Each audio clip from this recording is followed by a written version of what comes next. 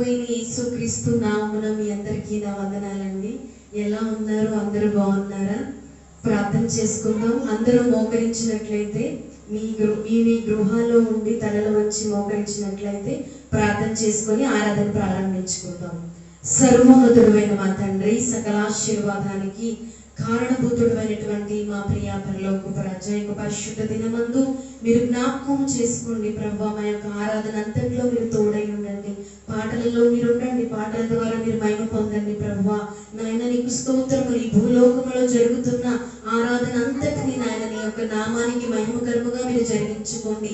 ఈ యొక్క నా తండ్రి వైరస్ ను బట్టి ప్రభా నాయన నీ యొక్క మందిరములో స్తుతించలేకపోతున్నాము, ఆరాధించలేకపోతున్నాము ప్రభా. మీరు జ్ఞాపకము చేసుకోండి. ఎంతో నలిగిపోతున్నాము హృదయములో నా తండ్రి. నాయన ఎంతో నలిగిపోతూ కృంగిపోతూ నా తండ్రి వేదన చెందుతున్నాము ప్రభా. యొక్క వైరస్ నుంచి విడిపించి నాయన ఆకాశం నుంచి మీరు దిగి వచ్చి ప్రభా ఈ యొక్క నా తండ్రి వైరస్ నుంచి విడిపించి మందిరాలలో నా తండ్రి ఆరాధించినటువంటి భాగ్యము, ఆరాధించినటువంటి ధన్యతను మీరు కలగచేయండి. యేసయ్యా నీకు స్తోత్రములు. నీ దాసుల ద్వారా కూడా మీరు మాట్లాడి నాయన మీరు ధైర్యపరచండి ప్రభా. నాయన లైవ్ ఎవరైతే చూస్తున్నారో ప్రతి బిడ్డను దీవించి ఆశీర్వదించమని యేసు నామమున అడుగుచున్నాను తండ్రి. ఆమేన్.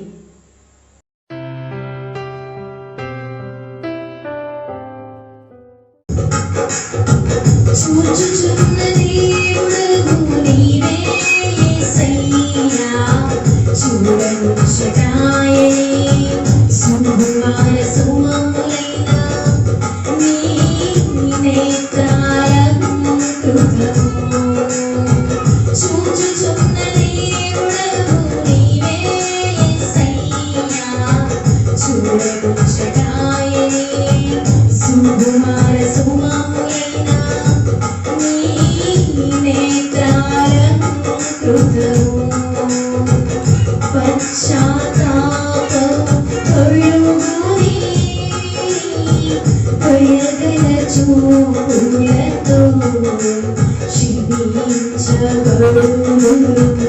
ఎవరైనా రక్త ప్రోక్షణతో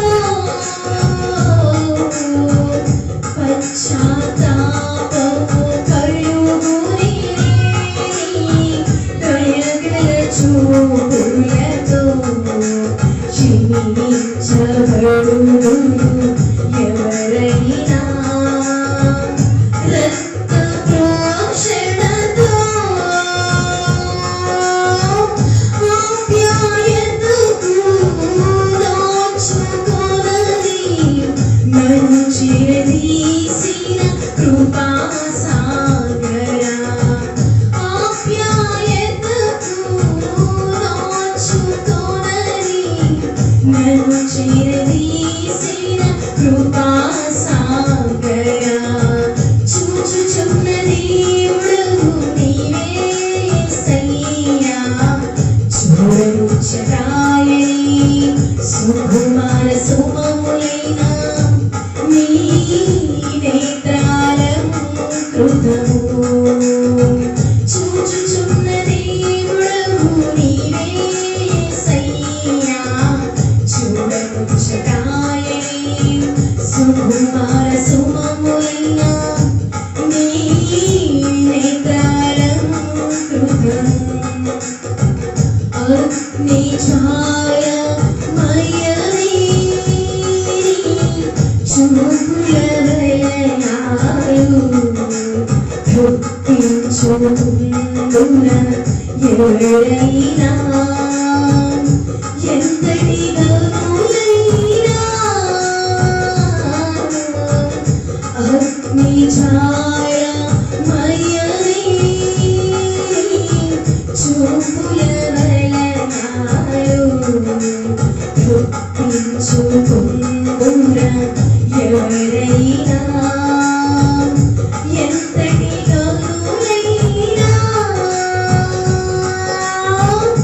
అగ్ని వంటి శోధనలను తప్పించితివే దయా సాగరా. అగ్ని వంటి శోధనలను తప్పించి దయా సాగరా చూచుచున్న దేవుడవు నీవే యేసయ్యా చూడముచ్చటాయే సుకుమార సుమములైన నీ నేత్రాలంకృతము చూచుచున్న దేవుడవు నీవే యేసయ్యా చూడముచ్చటాయే సుకుమార సుమములైన నీ నేత్రాలంకృతము.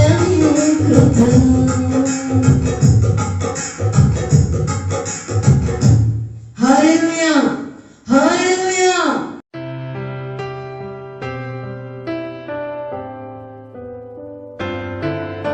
Praise the Lord. హల్లెలూయా. మన ప్రభు అయిన యేసుక్రీస్తు నామములో దేవుని బిడ్డలైన మీ అందరికీ వందనాలు. ఈ దేవుని మాటలను పాటలను మీరు సద్వినియోగం చేసుకుంటున్నందుకు ప్రభువుని ఎంతగానో స్తుతిస్తున్నాం. ప్రార్థన చేసుకుందాం.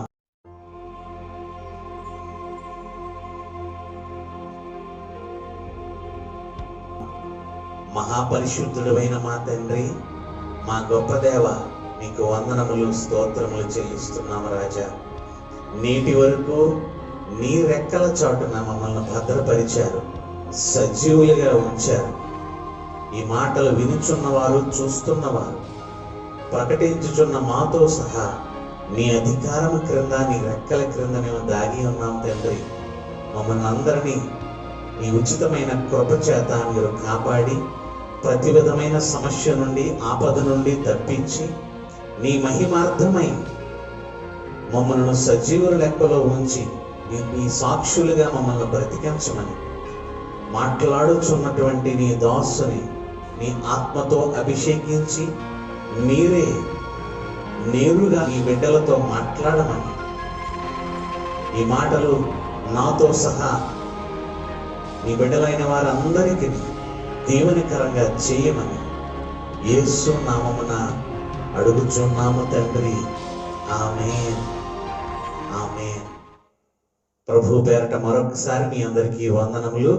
శ్రద్ధగా ఈ మాటలు ఆఖరి వరకు వినాలని, దీవెనలు పొందాలని నేను మనవి చేస్తున్నాను. దేవునికి స్తోత్రం. హల్లెలూయా. ప్రియులారా, లాక్డౌన్ పరిస్థితుల్లో మనం ఉన్నాం, అందరికీ తెలుసు. అసలు లాక్డౌన్ అంటే ఏమిటో తెలియనటువంటి మనకు దాని సంపూర్ణంగా దాని సంగతి, దాని వివరాలు బాగా ఈ కొద్ది రోజుల్లోనే మనకు అర్థమైపోయాయి.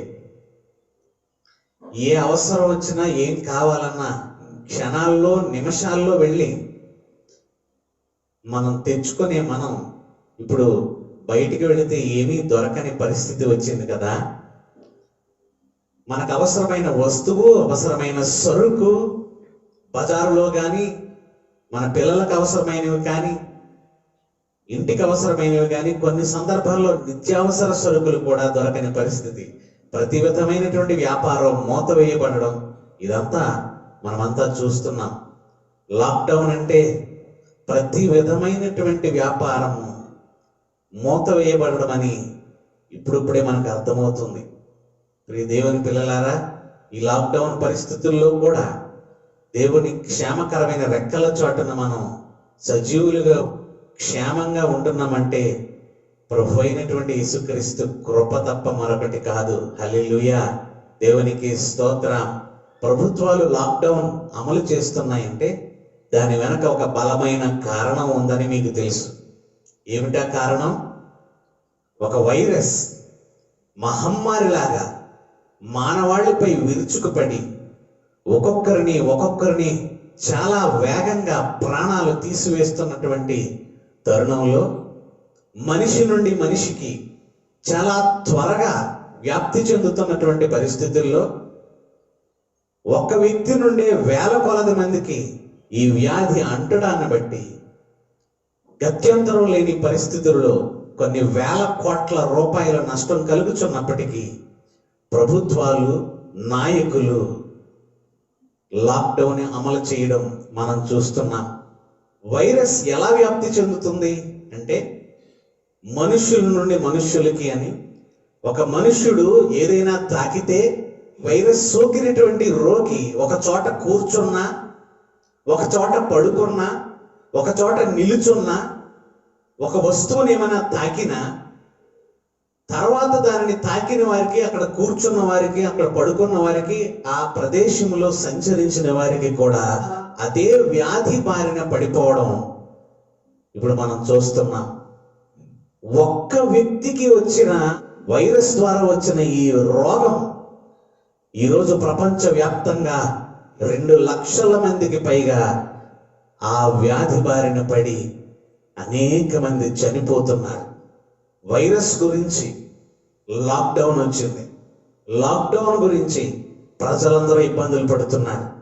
మన పిల్లలకు చాలా మంది ఫోన్లు చేసి చెబుతున్నారు, ఇది దొరకడం లేదు అయ్యగారు, మాకు వస్తువులు దొరకడం లేదు పాస్టర్ గారు, మాకు పిల్లలకి స్నాక్స్ దొరకడం లేదు పాస్టర్ గారు అని కొంతమంది ఫోన్ చేస్తున్నారు.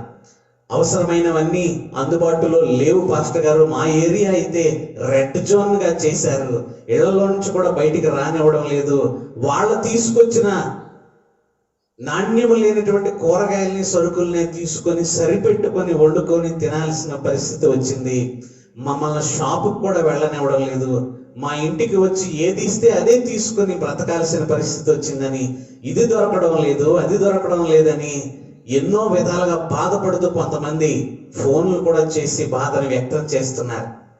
అయితే కొద్దిమంది తెలియచేస్తున్నారు ఫోన్ చేసి, అయ్యా మాకు దేవుని సన్నిధి దొరకడం లేదు, అయ్యా మాకు దేవుని వాక్యము దొరకడం లేదు.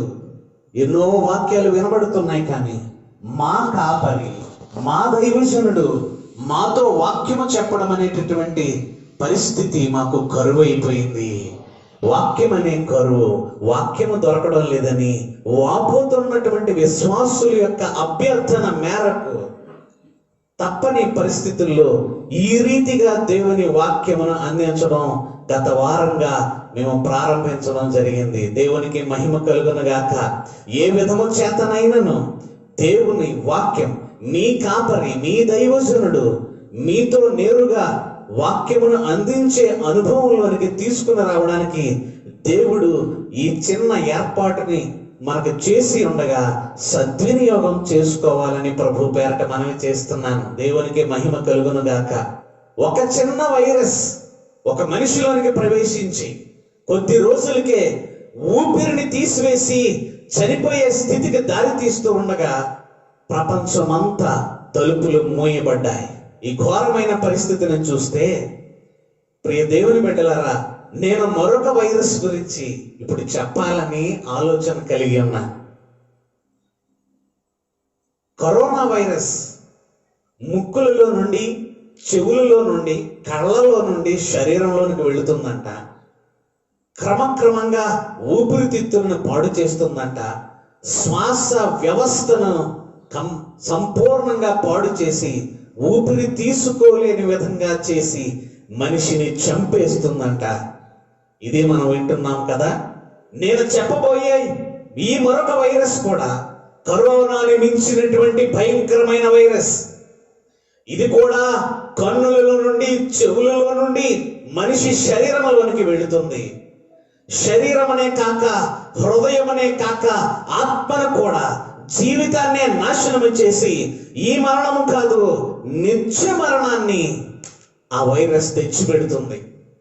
ఏమిటా వైరస్?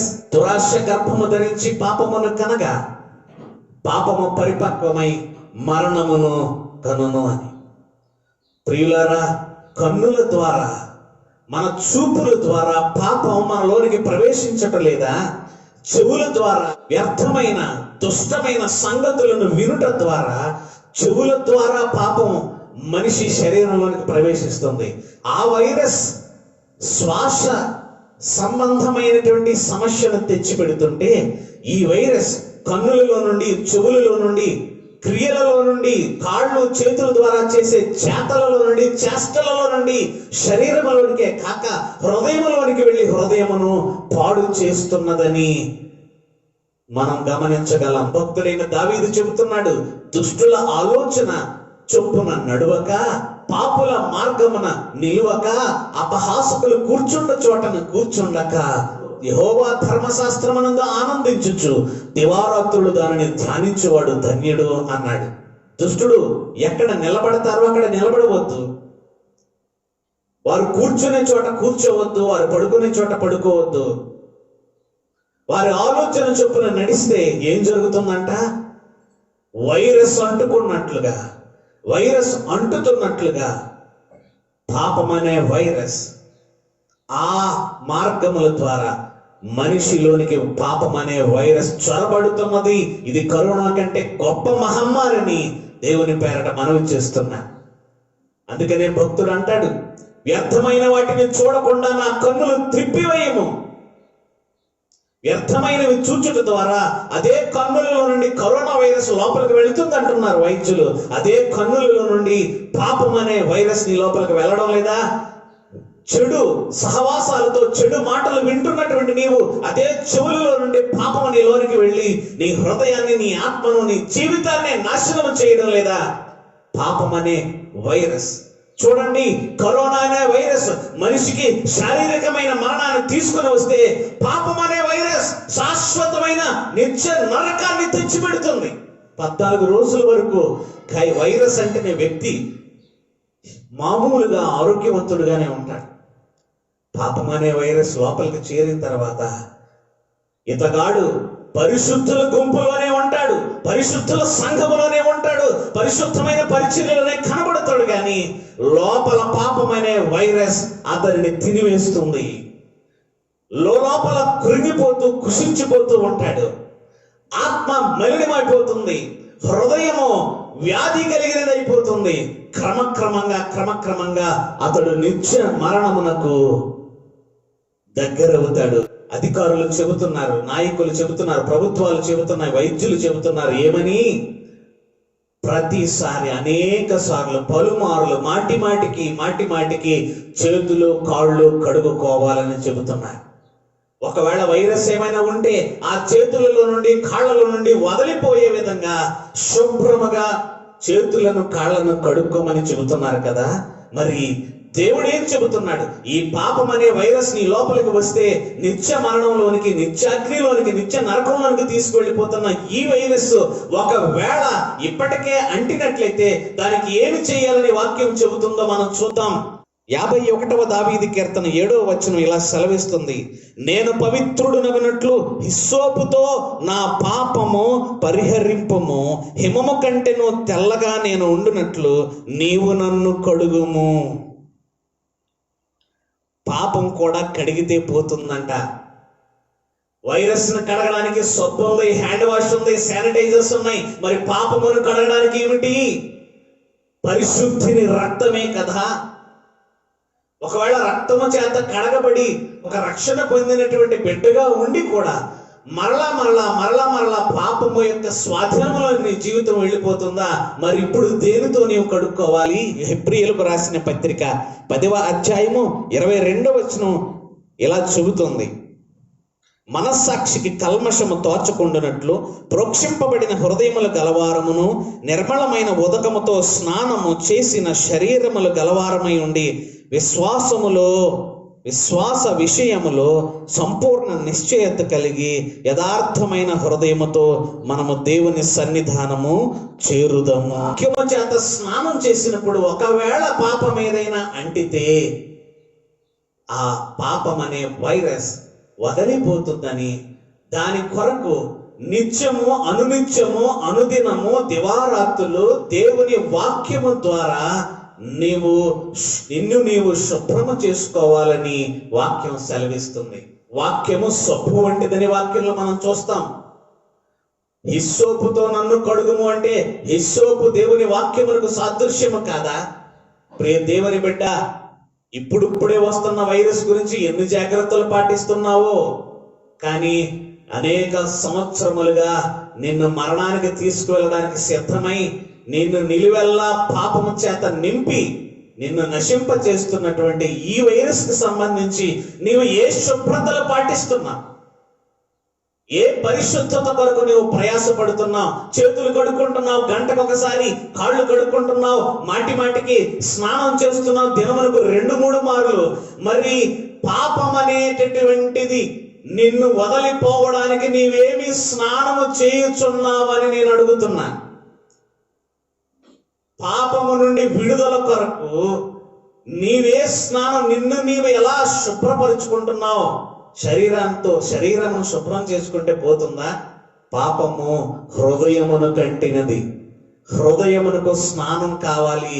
శరీరం స్నానం చేయాలంటే సబ్బు సరిపోతుందేమో కానీ ఆత్మకు స్నానం చేయాలంటే, హృదయానికి స్నానం చేసి శుభ్రపరుచుకోవాలంటే దేవుని పరిశుద్ధాత్మ అభిషేకము కావాలి, దైవ వాక్యము కావాలి. ఈ రెండింటితో నీ ఆత్మను, నీ హృదయాన్ని శుభ్రము చేసుకొనని ఎడల కరోనా కంటే గొప్ప వ్యాధి నీ జీవితాన్ని పట్టి నిత్య నరకములోనికి తీసుకొని వెళ్ళిపోతుంది. ప్రియ దేవుని పిల్లలారా, ధనవంతుడైనటువంటి ఒక వ్యక్తిని మనం గ్రంథంలో చూస్తాం. లాజరు అనే దరిద్రుడు జీవితకాలం అంతా కూడా కష్టపడి సరైన ఆహారం లేక భయంకరమైన పేదరికంలో దారిద్ర్యంలో ఉండి బల్ల మీద, ధనవంతుడి బల్ల మీద నుండి జారిపడినటువంటి రొట్టె ముక్కలు తిని బ్రతికి అతడు నీతికి నిలబడి నీతిమంతుడిగా పరలోక రాజ్యం చేరిపోతే, ధనవంతుడు ఒక దినమున మరణించి నిత్య నరకములో పడి ఉండట మనం చూస్తాం దేవుని వాక్యంలో. తండ్రివైన అబ్రహామా, దాహము తీర్చుటకు లాజరును నా యొద్దకు పంపు అని ఎలుగెత్తి కేకలు వేయుట మనం గ్రంథంలో చూస్తాం. ధనవంతుడు నరకంలోకి వెళ్ళిపోయాడంట. ఎందుకు? భూమి మీద ఉన్నంత కాలం అతడు ఏనాడు ఆత్మ సంబంధమైన స్నానం చేయలేదు, తనకంటిన వైరస్ ని కడుగుకోలేదు. ఈ జీవిత కాలం అంతయు నీకిష్టం వచ్చినట్లు బ్రతికావు కదా అని అంటున్నాడు దేవుడు. నీకిష్టం వచ్చినట్టు బ్రతికావు. ఏనాడు నీ ఆత్మ గురించి, నీ హృదయం గురించి, నీ భక్తి గురించి, నీ పరిశుద్ధత గురించి ఏనాడు నువ్వు ఆలోచించలేదు. ఏనాడు నిన్ను నువ్వు శుభ్రపరచుకోలేదు. ఏనాడు ఈ పాపము నుండి విడుదల, విమోచన చేయాలని ఆలోచన చేయలేదు. కాబట్టి ఇప్పుడైతే లాజరు సుఖం అనుభవిస్తున్నాడు, నెమ్మది పొందుచున్నాడు అని దేవుడు చెప్పడం, ధనవంతుడికి ఈ మాట వినబడడం మనం గ్రంథంలో చూస్తాం. ప్రియ దేవుని బిడ్డలారా, ఈ భూలోకంలో మనం ఉన్నంత వరకు మన శారీరకమైన విషయాలే తప్ప, ఐహిక విచారాలే తప్ప, వ్యక్తి కుటుంబ సంబంధమైన, భూ సంబంధమైన, శరీర సంబంధమైనటువంటి అవసరతల గురించే తప్ప ఏనాడు కూడా మనుష్యుడు తన ఆత్మ కొరకు, తన హృదయం కొరకు బాధపడి, భారం కలిగి, పరిశుద్ధత కొరకు ప్రయాసపడినటువంటి పరిస్థితుల్లో మానవుడు ఉండడం లేదు. ఈ దేవుని బిడ్డలారా, మీరందరూ కూడా నాతో సహా ఈరోజు ఒక విషయాన్ని బాగుగా ఆచరించవలసిన వారమై ఉన్నాం. శరీరాన్ని కడుక్కుంటున్నాం, చేతులు కడుక్కుంటున్నాం, కాళ్ళు కడుక్కుంటున్నాం. నీ హృదయమును కడుగుకోవా, నీ ఆత్మను కడుగుకోవా. దాని కొరకు నీ దగ్గర వాక్యం ఉన్నదా? ఒకవేళ నీవు ఈ స్థితిలో ఉన్నట్లయితే, ఇదిగో ఇప్పుడు నీవు చూచుచున్న ఈ మాటలతోటే నీ హృదయాన్ని కడుక్కోవాలని నేను మనవి చేస్తున్నాను. నీవు వింటున్నటువంటి ఈ దేవుని వాక్యముతోటే, ఇదిగో నీవు చూస్తున్న ఈ మాటల్లో ఉన్న ఈ అభిషేకముతో నిన్ను నీవు శుభ్రం చేసుకోవాలని ప్రభు పేరట కోరుతున్నాను. ఇదే పాపంతో బ్రతికి మరణించింది. ఒకవేళ మరణిస్తే ఎక్కడికి వెళతామో ఒకసారి ఆలోచించండి. ఈ మాట నాతో కలిసి మీరు చూడాలని నేను కోరుతున్నాను. పరిశుద్ధ గ్రంథములో నుండి మత్తయి సువార్త 7వ అధ్యాయం 22వ వచనం ఇలా చెబుతుంది. ఆ దినములో అనేకులు నన్ను చూచి, దేవుడు అంటున్నాడు ఈ మాట. ఆ దినమందు, ఆ దినం అంటే ఎప్పుడు? మరణమైన తర్వాత దేవుని ఎదురుగా నిలబడిన రోజు ఒకటి వస్తుంది కదా. ఆ దినమందు అనేకులు నన్ను చూచి, ప్రభువా ప్రభువా, మేము నీ నామమున ప్రవచించలేదా? నీ నామమున దెయ్యములను వెళ్ళగొట్టలేదా? నీ నామమున అనేకమైన అద్భుతములు చేయలేదా అని చెప్పుదురు. ఈ మాట చూడండి. పరలోకంలోకి వెళదామని పెద్ద అయ్యగారులందరూ పెద్ద లైన్లో నిలబడ్డారంట. ఇప్పుడు పరిస్థితి ఏంటో తెలుసా? పరలోకానికి లాక్డౌన్. ఇలా పరలోకంలో వెళ్ళాలంటే అక్కడ లాక్డౌన్ అయిపోయింది. ఇదేంటండి, ఎవరెవరు అనుకుంటున్నారు మమ్మల్ని? మాకు లాక్డౌన్ పెట్టారేంటి, పరలోకపు తలుపులు లాక్ చేశారేంటి అని ప్రభువుని అడుగుతున్నారు. ప్రభువా, నీ సేవే కదా మేము చేశాం, నీ నామమనే కదా మేము ప్రవచించాం, నీ నామమనే కదా మేము దెయ్యాల్ని వెళ్ళగొట్టాం, అనేకమైన అద్భుతాలు చేశాం, మాకు లాక్డౌన్ పెడతారేంటి ప్రభువా అని అడుగుతున్నారు. మీరెవరో నాకు తెలియదు. ఈ సమాధానం ఎంత భయం కలిగిస్తున్నదో ఒకసారి ఆలోచించండి. జీవితకాలం అంతా ఆయన పేరట సేవ చేసినటువంటి ఈ వ్యక్తులకు ప్రభువు నుంచి వచ్చిన సమాధానం భయాన్ని కలిగిస్తుంది. మీరెవరో నాకు తెలియదు అన్నాడు ప్రభు. ఎందుకో తెలుసా? వారు సేవ చేస్తే చేసి ఉండొచ్చు, ఆయన నామం పేరట ఎన్నో కార్యాలు చేసి ఉండొచ్చు, కానీ వారి హృదయములను అంటిన వైరస్ ని వారు కడుగుకొనలేదు. వారి ఆత్మలకు అంటినటువంటి వైరస్, పాపం అనే వైరస్ వారిని నరకానికి తీసుకుని వెళ్ళిపోయింది. పెద్ద పెద్ద భక్తులకే తప్పని ఈ నరకం నీలాంటి వాళ్ళకి, నాలాంటి వాళ్ళకి ఎలా తప్పుతుందండి? నీ హృదయాన్ని నీ చూపుల ద్వారా, నీ కళ్ళలోకి, నీ వినికిడి ద్వారా నీ చెవులలోనికి, నీ నడక ద్వారా నీ కాళ్ళలోనికి, నీ చేతల ద్వారా నీ చేతులలోనికి పాపం వచ్చి అక్కడి నుంచి నీ హృదయంలోకి వెళ్ళిపోయి అక్కడి నుంచి నీ జీవితాన్ని, నీ ఆత్మను నశింప చేస్తున్నది. ఇది గొప్ప భయంకరమైన వైరస్ అయి ఉన్నది. ప్రియ దేవుని కుమారుడా, ప్రియ తల్లి, కరోనా వైరస్ వచ్చిందని లోకమంతా లాక్డౌన్ ఎలా జరిగిందో, ఎలా అమలు చేయబడుతున్నదో, పాపము నీ లోపలికి చేరడం ద్వారా నీవు దేవుని ఎదుట నిలబడినప్పుడు నీకు కూడా లాక్డౌనే. ఆత్మీయమైన లాక్డౌన్లోనికి జారిపోవడానికి ఇష్టపడకండి. ప్రియ దేవుని పిల్లలారా, ఆత్మకు పాపం అంటితే, హృదయానికి మలినం అంటితే, పరిశుద్ధతలో నుండి పడిపోతే, జారిపోతే, భక్తి లోపించి భక్తిహీనతలోకి వెళ్ళిపోతే, అవినీతిలోనికి జారిపోతే, అప్పుడు ఆత్మీయంగా ఒక వ్యాధిలో పడిపోయినట్లే. ఈ వ్యాధిని బట్టి ఆత్మీయమైన లాక్డౌన్ పరిస్థితులు, అంటే పరలోకపు ద్వారాలు, దేవుని ప్రేమ, దేవుని కృప, దేవుని ఆశీర్వాదం, దేవుని స్వస్థత, దైవికమైనటువంటి ఆశీర్వాదాలు అన్నీ కూడా లాక్డౌన్ పడిపోతాయి. దేవుని పిల్లలకు మూత వేయబడతాయి. హృదయము బహుఘోరమైనది, అది వ్యాధి కలిగినదని భక్తుడు చెబుతాడు. ఆ వ్యాధి గురించి చింత లేదు. ప్రియ దేవుని పిల్లలారా, శరీరమునకు ఎంత జాగ్రత్తలు తీసుకుంటున్నామో ఆత్మ విషయమై కూడా అదే జాగ్రత్తలు. శరీరాన్ని, కాళ్ళని, చేతుల్ని కడుక్కుంటున్నట్లు హృదయాన్ని, ఆత్మను కూడా కడుక్కోవాలని, సాక్ష్యమును కాపాడుకోవాలని, దేవుని ఎదుట పరిశుద్ధ సాక్ష్యముగా నిలబడవాలనని, ఒకవేళ ప్రభు పిలుపు వచ్చి నీవు మరణించినట్లయితే ప్రభు ఎదుట నిలబడినప్పుడు లాక్డౌన్ పరిస్థితులు ఎదురవ్వకూడదు. ఆత్మీయమైనటువంటి లాక్డౌన్ లో ఒకవేళ నువ్వు పడిపోతున్నావేమో జాగ్రత్తగా గమనించమని నేను దేవుని పేరట హెచ్చరిస్తున్నా. ఒక షాపుకి వెళ్తే ఆ షాపులో మనకు అవసరమైన సరుకు దొరకక, లాక్డౌన్ వల్ల నాకు ఈ సరుకు దొరకలేదని చెబుతున్నావు కదా, మరి దేవుని దగ్గరికి ఒక అవసరతతో, ఒక విన్నపంతో దేవుని దగ్గరికి వెళ్ళినప్పుడు, దేవుడి దగ్గర నువ్వు ఒక ఆత్మీయమైన లాక్డౌన్ లో పడిపోయినప్పుడు దేవుడి నుంచి నీకు ఆ మేలు ఎలా వస్తుంది? లాక్డౌన్ పరిస్థితులను కొని తెచ్చుకోవద్దని, దానికి ఛాయగా ఈనాటి లాక్డౌన్ పరిస్థితులను దేవుడు అనుమతిస్తున్నాడు. ఈ వైరస్ ఇదిగో నిత్య నరకమునకు తీసుకుని వెళ్లే పాపం అనే వైరస్ కి ఛాయగా ఉన్నదని నేను చెప్పగలను. ప్రియ దేవుని పిల్లలారా, ప్రతి జాగ్రత్తలు పాటించండి, శారీరకమైన శుభ్రత పాటించండి, అధికారులు, ప్రభుత్వాలు చెబుతున్న ప్రతి మాటని, ప్రతి నియమాన్ని పాటించండి. దానికంటే ముఖ్యముగా, దానికంటే గొప్పగా దేవుని వాక్యమనే సబ్బుతో కడుగుకొని దేవుని వాక్యం అనే నీటితో స్నానము చేసుకుని నీ ఆత్మను కూడా శుభ్రపరుచుకునవలెనని మరొక్కసారి నేను మీ అందరికీ మనవి చేస్తున్నాను. ఆత్మీయమైనటువంటి మరణము క్రైస్తవ విశ్వాసి ఎదుర్కొనకూడదు.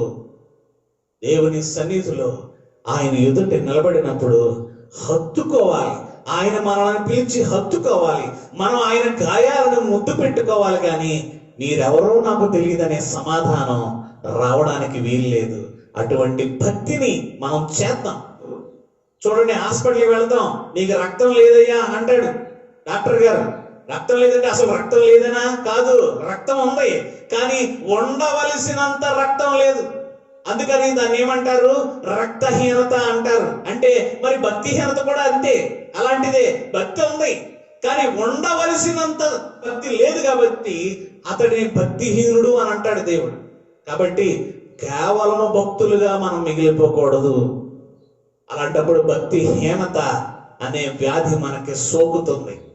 అందుకనే నీ భక్తి నీకు ధైర్యం పుట్టిస్తుంది అన్నాడు. యోబు పరిస్థితిని మనం ఇక్కడే చూస్తాం. యోబు గారికి మొత్తం లాక్డౌన్ అయిపోయాయి, అన్ని దారులు మూసుకుపోయాయి. ఆస్తి లేదు, ఆహారం లేదు, ఆరోగ్యం లేదు, స్నేహితులు లేరు, తన సొంత వారు లేరు, బంధువులు లేరు. యోబు గారు పరిపూర్ణమైన టోటల్ లాక్డౌన్ కి బెస్ట్ ఎగ్జాంపుల్ యోబు గారు అని నేను అంటాను. కానీ యోబు ఆత్మకు మాత్రం ఎటువంటి వైరస్, ఎటువంటి మలినమో అంటలేదు. యోబు యథార్థవంతుడు, చెడుతనమును విసర్జించాడు, దేవుని యందు భయభక్తులు కలిగి ఉన్నాడు, నీతిని న్యాయాన్ని పాటించాడు.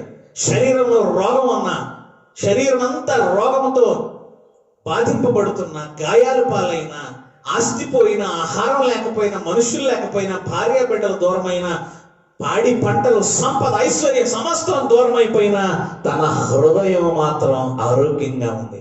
ఆయన ఆత్మ నిష్కల్మషంగా, పరిశుద్ధంగా, పవిత్రంగా ఆయన తన హృదయాన్ని, తన భక్తిని, తన పరిశుద్ధతను కాపాడుకున్నాడు. కాబట్టి మరలా తలుపులు తెరవబడ్డాయి. పోగొట్టుకున్న దానికి రెండింతలు సంపాదించుకున్నాడు. కాబట్టి ఆత్మీయమైన లాక్డౌన్లో విశ్వాసి పడిపోకూడదని, ఇప్పుడున్న పరిస్థితులకు తీసుకునే జాగ్రత్తలు నిజమే, ముఖ్యమే, అవసరమే. అయితే మరి నీ హృదయానికి, నీ ఆత్మకు సంబంధించిన జాగ్రత్తలు కూడా నువ్వు తీసుకొని ఆత్మీయమైనటువంటి వ్యాధిలోనికి, ఆత్మీయమైన మరణములోనికి వెళ్ళిపోకూడదని దేవుని పేరట మనవి చేస్తున్నాను. పరమగీత గ్రంథము 5వ అధ్యాయం 6వ వచనంలో ఇలా వ్రాయబడి ఉన్నది, నా ప్రియునికి నేను తలుపు తీయునంతలో అతడు వెళ్ళిపోయెను. ఈ మాటను జాగ్రత్తగా చూడండి. ప్రభువైన యేసు ప్రకటన గ్రంథంలో ఇలా చెబుతాడు, ఇదిగో నేను తలుపు నొద్ద నిలుచుని తట్టుచున్నాను, ఎవడైనను నా స్వరము విని తలుపు తీసిన ఎడల అతనితో నేనను, నాతో అతను కలిసి భోజనము చేయుదుము. ప్రభువు హృదయాన్ని తడుతున్నాడట. నీ హృదయం దేవుడి దగ్గరికి మాత్రం లాక్డౌన్ చేసేస్తావు. పనికి మాలిన వ్యర్థమైన లోకపు సంగతులన్నిటికీ నీ హృదయాన్ని ఓపెన్ చేస్తావు. దేవుడు వచ్చేసరికి మాత్రం నీ హృదయం లాక్డౌన్ అయిపోద్ది. అందుకని ప్రభు అంటున్నాడు, నేను వస్తున్నాను, నీ హృదయాన్ని తడుతున్నాను, హృదయపు తలుపులు తీస్తావా అని అడుగుతున్నాడు. అడిగినప్పుడంట ప్రియురాలైనటువంటి షోలమ్మితి, నా ప్రియునికి నేను తలుపు తీద్దాంలే, కాసేపు ఆగి తీద్దాంలే, చేతులకి కాళ్ళకి గంధం పూసుకున్నాను, సుగంధ ద్రవ్యాలు పూసుకున్నాను, గోరింటాకులు పెట్టుకున్నాను, ఇవి పాడైపోతాయి, నా వస్త్రం మళ్ళీ పాడు చేసుకోవడం ఎందుకు అని చెప్పి ఆరిన తర్వాత తీద్దామని ఆరేదాకా కూర్చొని ఆరిన తర్వాత ప్రభు కోసం తలుపు తీయడానికి వెళ్ళిందంట. వెళ్ళేసరికి ప్రభు అక్కడి నుంచి వెళ్ళిపోయాడు. నీ హృదయం ప్రభువు కోసం తలుపులు తెరిచినదిగా ఉండాలి. ఎప్పుడు ప్రభు నీ దగ్గరికి వచ్చినా ప్రభు లోపలికి వచ్చే విధంగా నీ హృదయపు తలుపులు తెరవబడాలి. నీ హృదయం లాక్డౌన్ అయిందనుకోండి, దేవుని దగ్గర నుంచి నీకు ఆయుష్, ఆశీర్వాదం, ఆరోగ్యం అన్నీ లాక్డౌన్ అయిపోతాయి. ఇది టోటల్ లాక్డౌన్ కాదు, మనం అనుభవిస్తున్నది చాలా పరిమితమైన లాక్డౌన్. ఇప్పటికీ చక్కగా చాలా మంది కూరగాయలు, నిత్యావసర సరుకులు చక్కగా తెచ్చుకుంటున్నారు. అసలు టోటల్ లాక్డౌన్ కాదు. కానీ ప్రియ దేవుని బిడ్డలారా, ఒకవేళ నీ హృదయమునకు మలినమంటే, పాపము చేత నింపబడితే, నీ హృదయాన్ని శుభ్రం చేసుకోకపోతే, నీవు నిత్యము నిరంతరము సంపూర్ణమైన ఆత్మీయమైన లాక్డౌన్లో పడిపోవాలి. పరలోకపు తలుపులు నీ కొరకు మూసివేయబడతాయి. ప్రియ దేవుని పిల్లలారా, ఆత్మను కడుగుకుందాం, హృదయాన్ని కడుగుకుందాం. వాక్యము చేత, ప్రార్థన చేత, దేవుని పరిశుద్ధ ఆరాధన చేత, దేవుని అభిషేకం చేత మనం కడుగుకుందాం.